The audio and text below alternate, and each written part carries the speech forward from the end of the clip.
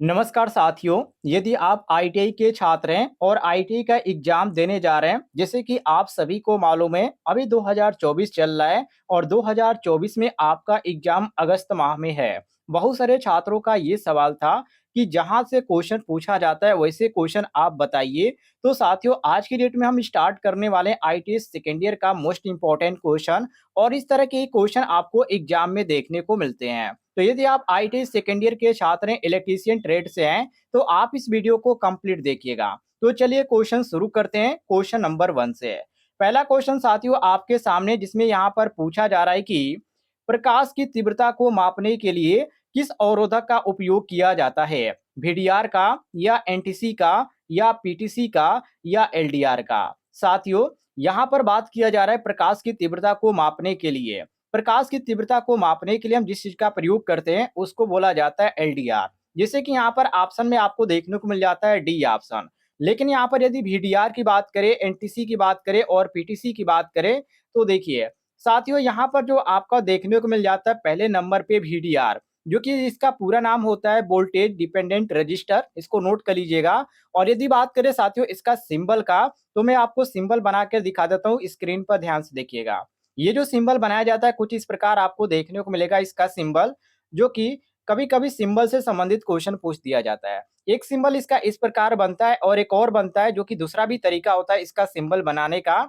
यदि आप चाहें तो इसको एक और तरीके से बना सकते हैं, जैसे आप स्क्रीन पर देखिए। यहाँ पर मैं आपको बता देता हूँ। पहले आपको एक सीधा ऐसे यहाँ पर लाइन खींचना है, उसके बाद साथियों आपको ऐसे बनाना है, ठीक है? और इसके बाद ऊपर से आपको क्या कर देना है, इस तरह आपको कर देना है। ये भी क्या हो जाएगा साथियों, ये भी आपका वीडीआर का हो जाएगा, ठीक है? तो ये आपका जो यहाँ पर वीडीआर का देखने को मिल जाता है।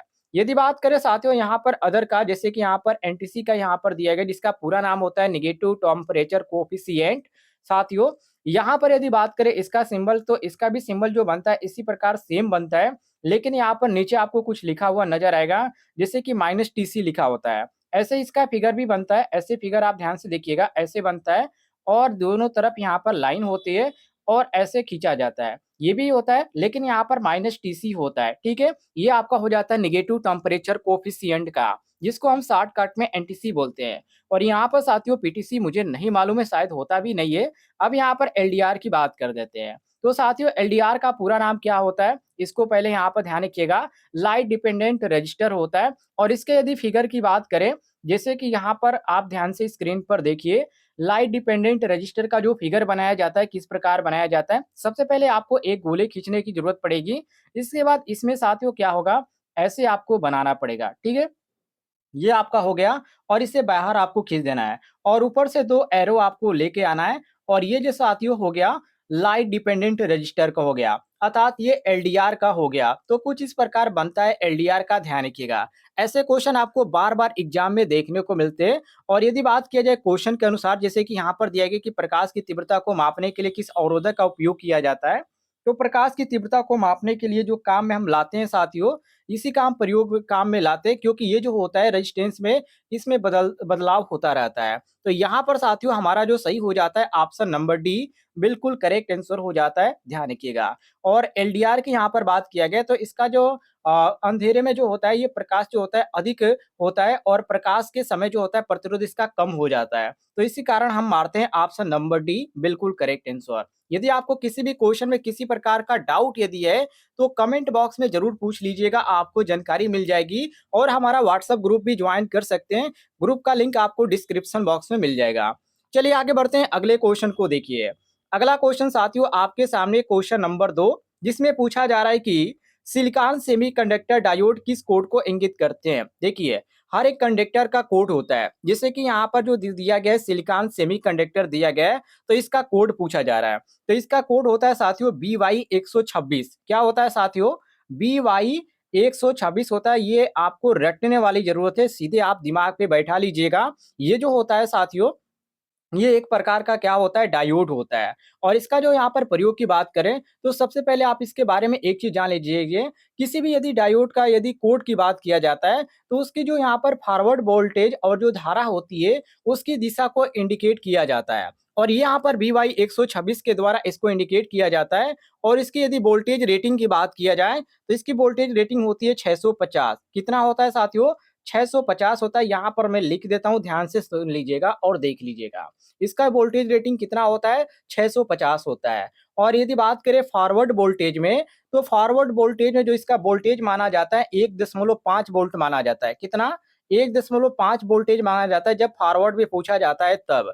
लेकिन करंट का मान यदि पूछ दिया जाता है फॉरवर्ड वोल्टेज के अनुसार करंट का मान, तो 5 एम्पीयर माना जाता है। इसको भी आप नोट कर लीजिएगा। यदि हम क्वेश्चन के अनुसार चलें कि सिलिकॉन सेमीकंडक्टर डायोड किस कोड को इंगित करता है, तो BY 126 आप यहाँ पर देख सकते हैं, जो कि आपको बी ऑप्शन देखने को मिल रहा है। तो बी ऑप्शन साथियों आपका करेक्ट आंसर हो जाएगा।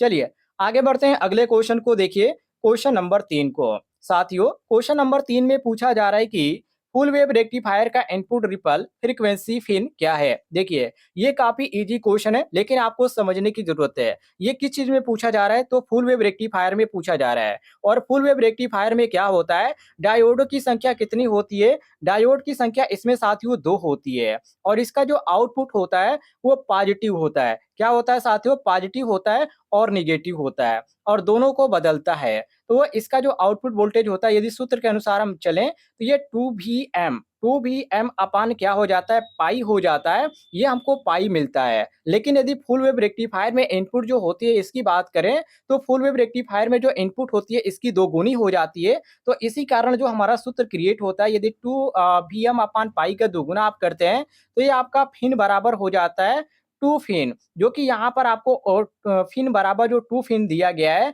ये ऑप्शन में आपको देखने को मिल जाता है सी ऑप्शन। तो फिन बराबर 2 फिन आपको ऑप्शन में देखने को मिल जाता है सी ऑप्शन। सी ऑप्शन साथियों आपका करेक्ट आंसर हो जाता है। चलिए आगे देखते हैं साथियों अगले क्वेश्चन को, क्वेश्चन नंबर 4 को। क्वेश्चन नंबर 4 में पूछा जा रहा है कि एक सक्रिय घटक कौन सा है? जैसे कि प्रारंभ करने वाला, या रोकने वाला, या संधारित्र, या ट्रांजिस्टर। तो एक सक्रिय घटक मतलब कि एक्टिव कंपोनेंट की बात किया जा रहा है। तो साथियों एक्टिव यदि कंपोनेंट की बात किया जाए, तो यहाँ की किसको कहा जाता है, पहले इसके बारे में जान लीजिए।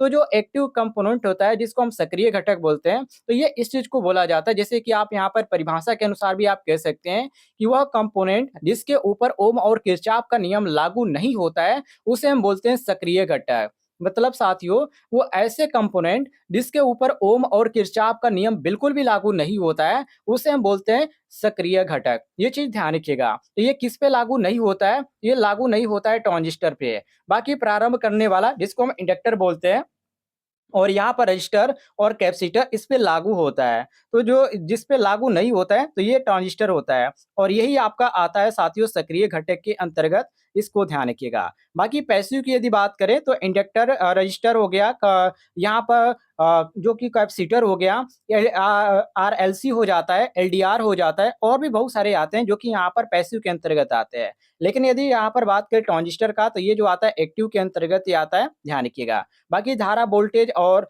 ये सभी चीजें जो होती है, ये आपकी आती है एक्टिव के अंतर्गत। तो डी साथियों आपका करेक्ट आंसर हो जाएगा। आगे बढ़ते हैं साथियों अगले क्वेश्चन को देखिए। अगले क्वेश्चन में पूछा जा रहा है कि कौन सा अक्षर यौगिक पदार्थ कैडमियम सल्फाइड को इंगित करता है? कैडमियम सल्फाइड को इंगित करने वाला अक्षर कौन सा है? जैसे कि यहाँ पर ए दिया गया है, यहाँ पर बी दिया गया है, और यहाँ पर सी दिया गया, और यहाँ पर आर दिया गया है। तो ये जो इंडिकेट करता किया जाता है साथियों, डी से इंडिकेट किया, डी ऑप्शन यहाँ पर दिया गया, आर से इंडिकेट किया जाता है कैडमियम सल्फाइड को। और जो कैडमियम सल्फाइड है साथियों, इसके बारे में एक चीज ध्यान रखिएगा, ये जो होता है एक अकार्बनिक पदार्थ होता है, जिसे हम किस किस से इंडिकेट करते हैं? ऑप्शन में आप ध्यान से देखिए, आर से इंडिकेट करते हैं। और यहाँ पर आपको आर जो देखने को मिल जाता है ऑप्शन में डी ऑप्शन। तो डी साथियों आपका करेक्ट आंसर हो जाता है। आगे बढ़ते हैं साथियों अगले क्वेश्चन को देखिए। क्वेश्चन नंबर 6 में पूछा जा रहा है कि प्रतीक का नाम क्या है? देखिए सिंबल यहाँ पर नीचे आपको देखने को मिलेगा, जैसे कि आप यहाँ पर ध्यान रखिएगा। इस यहाँ पर प्रतीक का नाम पूछा जा रहा है। तो प्रतीक का यहाँ पर सबसे पहले दिया क्या गया, इसको ध्यान रखिए। यहाँ पर आपको इनपुट में ए देखने को मिल जाता है और बी देखने को मिल जाता है, और आउटपुट में आपको वाई बराबर ए और बी के ऊपर बार देखने को मिलता है।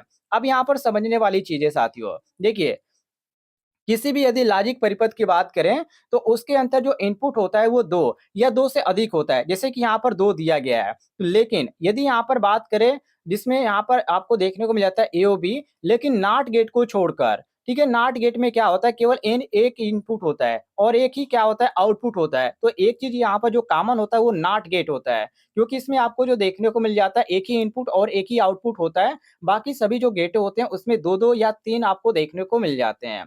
अब यहाँ पर बात करते हैं साथियों जो यहाँ पर दिया गया इसके बारे में। तो देखिए, आप इसको इस चीज से पहचान सकते हैं, जैसे कि y बराबर दिया गया है a और b के ऊपर बार। तो यदि y बराबर a और b के ऊपर यदि बार दिया गया है तो ये नंद गेट होगा। कौन सा गेट होगा साथियों? NaND। यहाँ पर मैं लिख देता हूं, ये इसको बोला जाता है NaND। ये आपका हो जाता है नंद गेट। लेकिन जब इसी बार को यहाँ पर जैसे कि y बराबर a b के ऊपर बार रखा गया, यदि बार को हम हटा देते हैं तो y बराबर a b हो जाता है, तो इसको बोला जाता है एंड गेट। ये दोनों चीजों में फर्क आप ध्यान रखिएगा, कोई कंफ्यूजन आपको नहीं होगा। बाकी यदि प्रतीक की बात करें तो ये आपका कंफर्म हो गया किसका बनाया गया है, तो ये नंद गेट का बनाया गया है। और नंद गेट ऑप्शन में कौन सा दिया गया है, तो साथियों ऑप्शन नंबर डी दिया गया है। ध्यान से देख लीजिए, ऑप्शन नंबर डी दिया गया है नंद गेट, ये आपका डी ऑप्शन सही हो जाता है। आगे बढ़ते हैं साथियों, अगले क्वेश्चन को देखिए, क्वेश्चन नंबर 7 को, जिसमें पूछा जा रहा है कि एक निष्क्रिय घटक कौन सा है। जैसे कि मैंने पैसिव कंपोनेंट के बारे में पिछले क्वेश्चन में आपको बताया था, उसी के अनुसार यहाँ पर पूछा जा रहा है। तो यहाँ पर संधारित्र मैंने आपको बताया था, जो कैपेसिटर होता है वो आपका आता है पैसिव के अंतर्गत। बाकी जो डायक है और यहाँ पर डायोड है और जो ट्रांजिस्टर है ये किसके अंतर्गत आता है, ये एक्टिव के अंतर्गत आता है। तो यहाँ पर डी ऑप्शन दिया गया, कैपेसिटर निष्क्रिय घटक है, मतलब कि पैसिव कंपोनेंट है, ये आपका डी ऑप्शन। ध्यान रखिएगा, ये आपका डी ऑप्शन बिल्कुल करेक्ट आंसर हो जाता है।